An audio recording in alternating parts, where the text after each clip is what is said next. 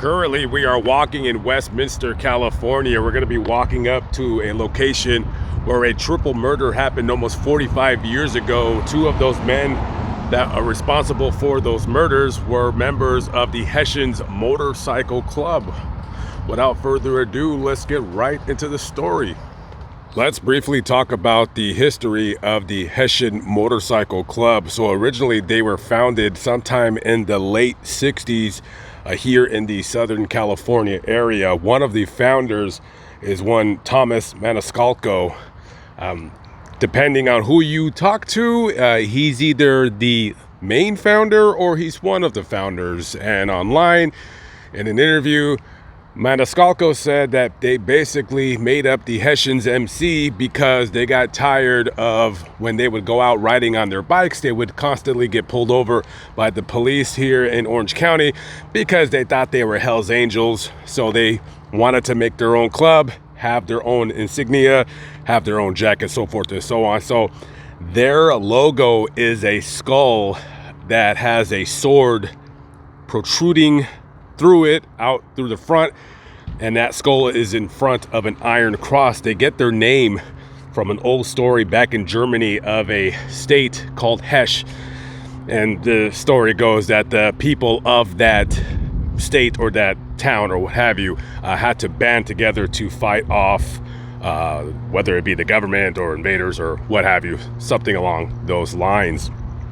I have never seen a Hessian person riding on the streets anywhere that I've been. That doesn't mean anything. I'm just saying I've never seen any of them around.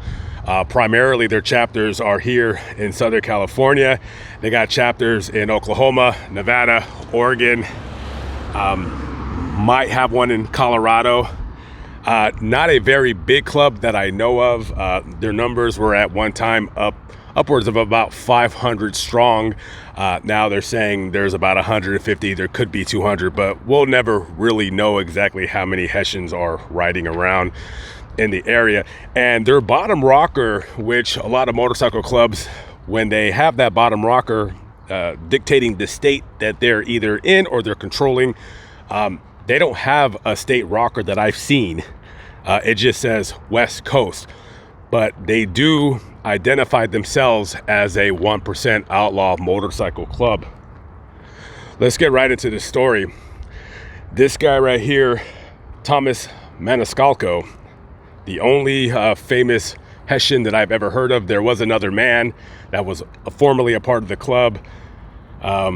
Little story about him, I believe he left the club later to form a Southern California chapter of Confederate clubs. So those are like organizations that kind of work to improve the image of bikers in general.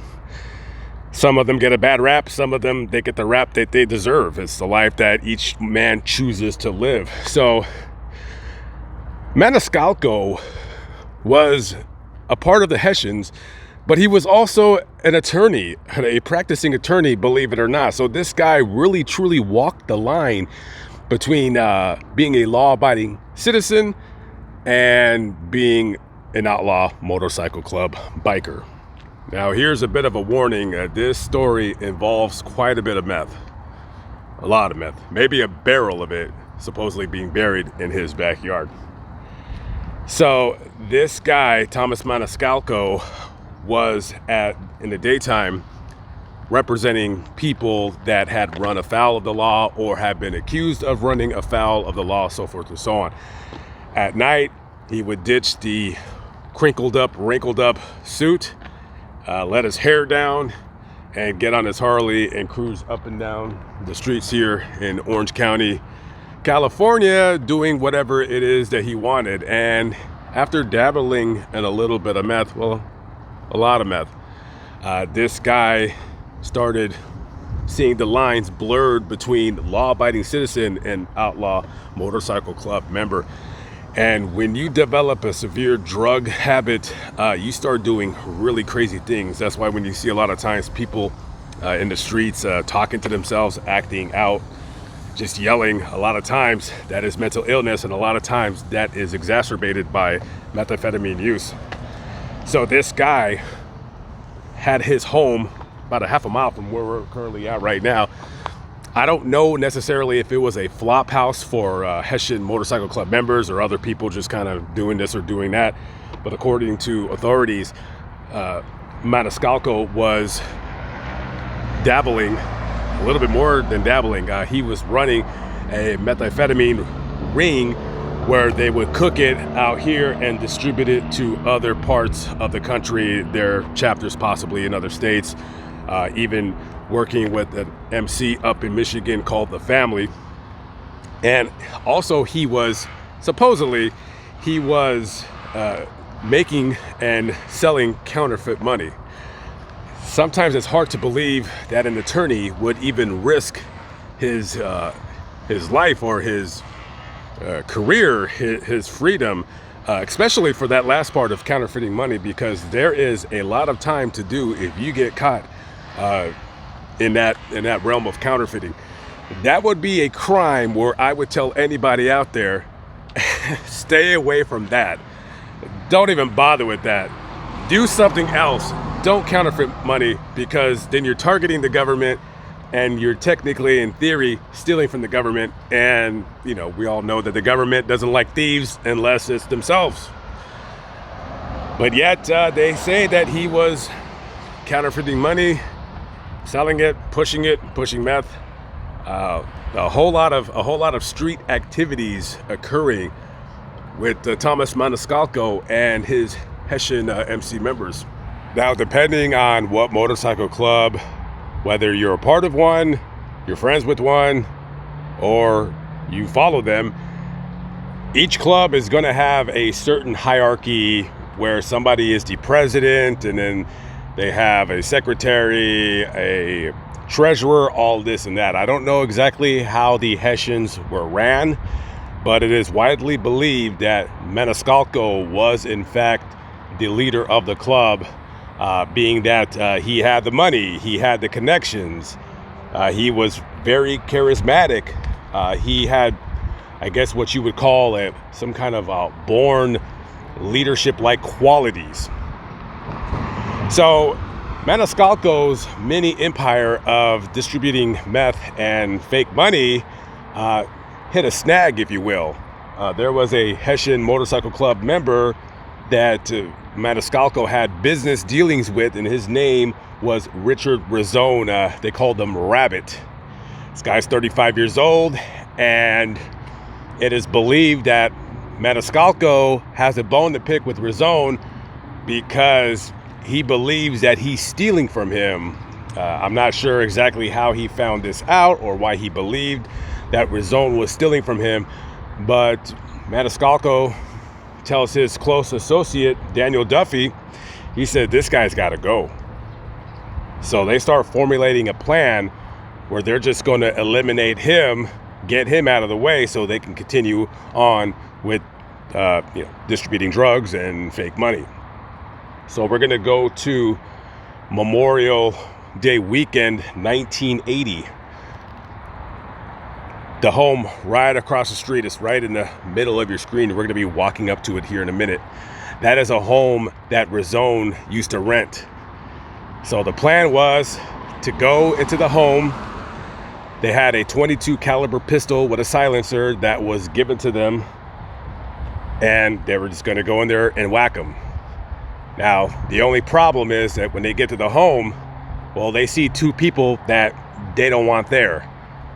It's Fat Tommy, who was described as Rizzone's bodyguard. Now, I don't know if this guy was an enforcer, or he was a hang-arounder, or he was a prospect for the motorcycle club. I have absolutely no idea, but it was him and 19-year-old Rena Miley. She was Rizzone's girlfriend, and she was the daughter of a Los Alamitos police captain. Maybe one of those girls that, they just want to be a bad girl. They want to hang out with the bad boys. They want to stick their thumb out at dad's face, say, hey, I'm a grown woman, I'll do whatever I want, what have you. So on that night, when they come to the house, their target is Rabbit Rizzone. Only problem is you got Rena and Fat Tommy in the way. So they just figure, probably high on meth, Like, hey, you know what? We just gotta, let's just whack everybody. So the shooting commences, and everyone is shot execution style. A couple bullets in the head here, a couple bullets in the head there. Now, a week passes after their murders, and nobody suspects a thing. And then around June 8th, 1980, Razone's brother comes over to the home and, just wants to see if his, what his brother's up to, or what have you. So he knocks on the door and nobody's answering. He opens it, makes his way. As soon as he opens that door, whew, that intense smell of decomposition immediately hits his nostrils. He goes through the house, and in the living room, he sees, I believe Fat Tommy was shot and killed in the living room. And I'm gonna guess that he immediately calls 911, and when they come out here, they discover Fat Tommy in the living room. Razone is shot 2 or 3 times in the head in the closet, and they find 19-year-old Rena Miley strewn over the bed in the back bedroom, totally nude, with a couple of bullets in her head for good measure. It's not every day here in Westminster, California, that you have a triple murder. Now, I mean, we're about 20 minutes away from Los Angeles with no traffic, so you're gonna get plenty of crime down here. But back in those days especially, that wasn't something that would happen a lot, which is a triple murder. So the location of the murder is where you see the flags flying right in front of that home. That was the house where Rabbit rented. It was his flop house. He would deal dope out of the house, and he had a main squeeze, 19-year-old Rena Miley, and it is in this home right there with the flags flying where those murders occurred almost 45 years ago.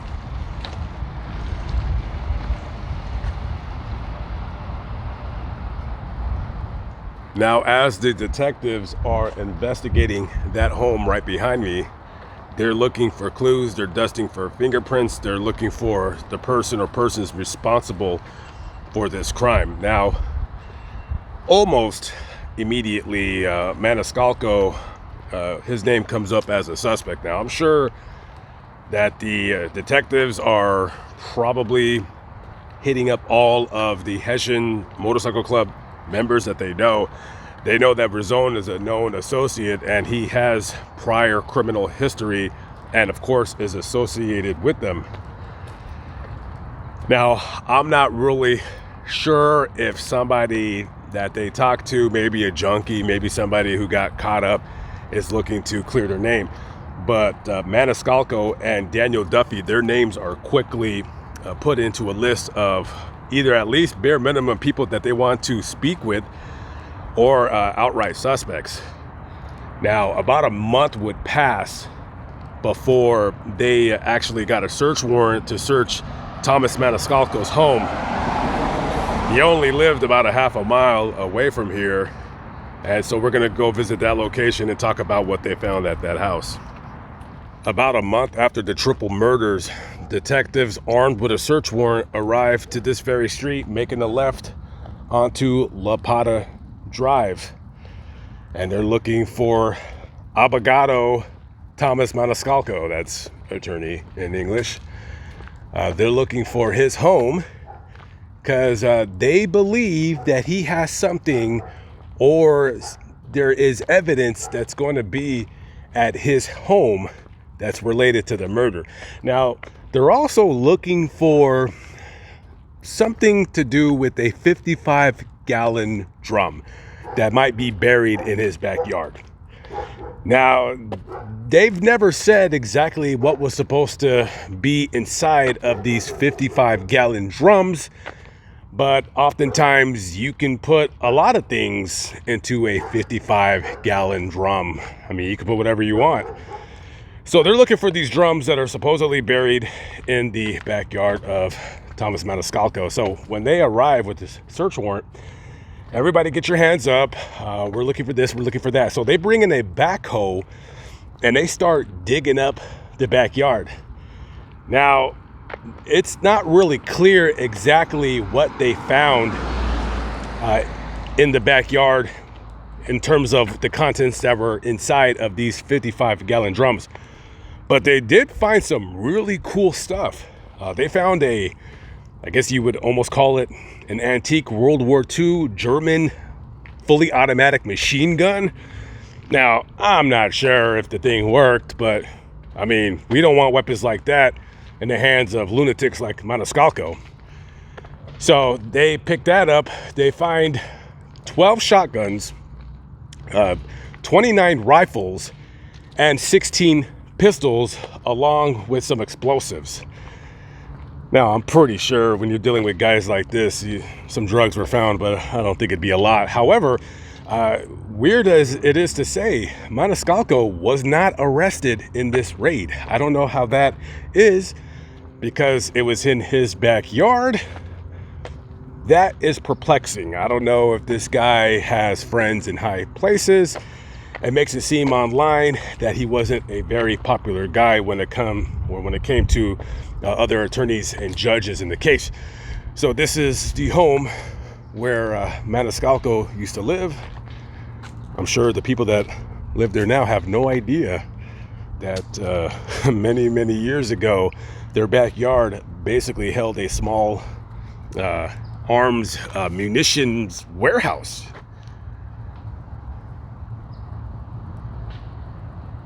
Now, detectives, they feel from the evidence that they found at that house and the hearsay on the street with whatever people that they got working for them who are in the know of the Hessians motorcycle club, they know that Duffy and Maniscalco are responsible for the triple murders that occurred over on Navajo.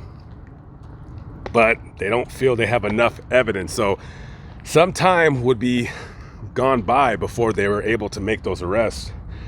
So sometime after the murders, a man by the name of Robert Robbins was riding his motorcycle free as a bird up in Michigan.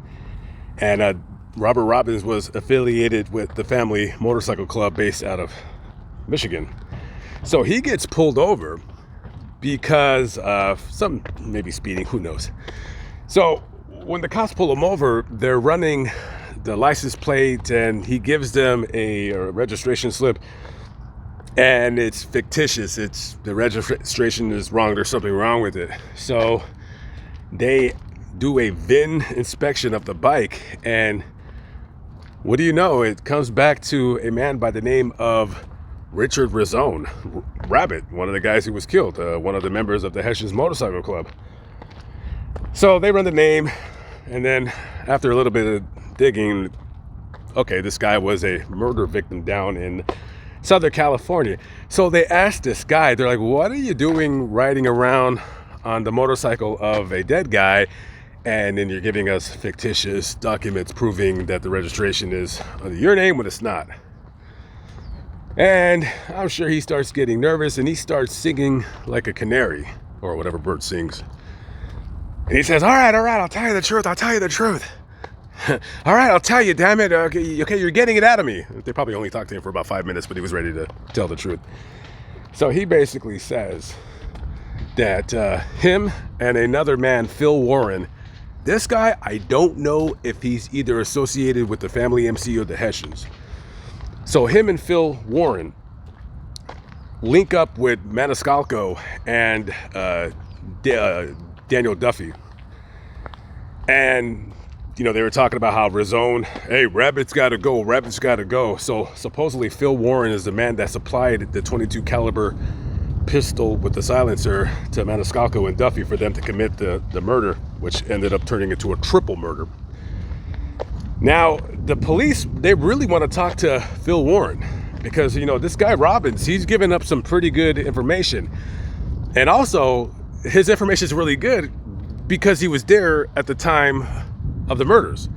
However, he's telling the cops, oh, well, I was there, but I wasn't. Yeah, you see, I was outside. Like, oh, you were outside? You're just outside hanging out? And 3 people were murdered? You weren't inside the house? No. I wasn't inside the home. I was outside. And then I heard a shot. And then I went into the house. I said, hey, what are you guys doing? And I seen Fat Tommy dead in the living room. And I was like, man, you guys are crazy. And then he goes outside to smoke a cigarette, because you can't smoke in Rabbit's house. No smoking allowed. You got to smoke outside, even though he's dead. Or going to be dead. And then he hears another shot, and he comes back in the house. He's leaving the cigarette outside, doesn't want to get any smoke, doesn't want to be disrespectful. And then another guy, Rabbit's dead, Rizone. So this guy, in 3 different times where the shooting took place, 2 people shot dead. Rena Miley raped and killed. There was evidence of a sexual assault that occurred. But Robert Robbins, by just dumb luck, wasn't in the house at any of the times during when the shootings occurred. But, the police, what are they going to do with that? You need this guy to testify to get these 3 clowns off the street. You got to get off Phil Warren, you got to get Thomas Maniscalco, and you got to get Daniel Duffy. Now, they're looking for Phil Warren because they want to know his side of the story. However, they would be unwilling to talk to him because what's that story? Dead men tell no tales. Yeah, so Phil Warren, about 9 months after the triple murder, he was out in Moore, Oklahoma, which is right next to Oklahoma City. And the police had I guess either they pulled him over or they went to his residence. It wasn't even about this murder because the police at the time weren't putting out any feelers that I'm aware of. They just wanted to talk to him because he had filled out some kind of phony registration slip or something at the DMV for his motorcycles. They just wanted to talk to him about it. It wasn't, I'm sure it was criminal in nature, but I don't think it would have been a big deal. So when they come up to him, well, he pulls out a knife and starts attacking them. And so they did what cops normally do. They put a couple of holes in you, and that was a wrap. He was shot and killed by police officers in Moore, Oklahoma. So he can't talk now because he's dead. They also got a hold of, I don't know if this guy was a Hessian or just a hangout person or whatever. So whatever. And he had actually cleaned up his life. He turned his life around. He had joined the Marine Corps. His name was Van Arden, or it could have been Ardson. So they talked to this guy who's already in the Marine Corps, and basically he corroborates what Robert Robbins said about how the murders took place. I don't know if Van was there at the time of the murders, but it was basically very well known within the motorcycle club, at least people really close inside the inner circle of that motorcycle club, that murders were committed by Maniscalco and Duffy's just to rub out Rizone because he was stealing from them. Now, you got all these guys that are saying that Maniscalco is guilty and he's the one that's behind the murders and the rape and what have you. But the problem is, in the court of law, you're really dealing with criminals who are saying that this guy who is a respected person when it comes to the law, respected attorney, Thomas Maniscalco, that how can this attorney just be like some meth fiend weirdo president or a leader of the Hessians motorcycle club? I don't know. So they're having a problem pulling the trigger on whether they want to indict him and Duffy right now or just wait until they possibly get some more information. And they would wait for about another 3.5 years until they finally went ahead in 1984, where they went back to that home where we were just out, and they had a warrant for Maniscalco's arrest, charging him with murder. And they got Duffy about 10 miles up the way in Long Beach. He was just walking down the street, so they rolled up on him and arrested him. And now you got 2 guys that are under arrest for the triple murder that happened down this street, Navajo Road, back in 1980. But it would be a long, long time before the families of the murder victims would finally get justice in this matter. Eventually, Thomas Maniscalco was found guilty of the murders, but yet was only sentenced to 46 years in prison. His co-defendant, Daniel Duffy was sentenced to life, and he is no longer in the California prison database, which tells me that he is probably dead. Now, earlier this year in February, Maniscalco was released from prison due to a California compassionate care law, which states that if a prisoner is dying of a terminal illness, that they could be set for release. This is the final resting place of Rena Miley, and she does not have a stone, but she is buried right here where I'm standing.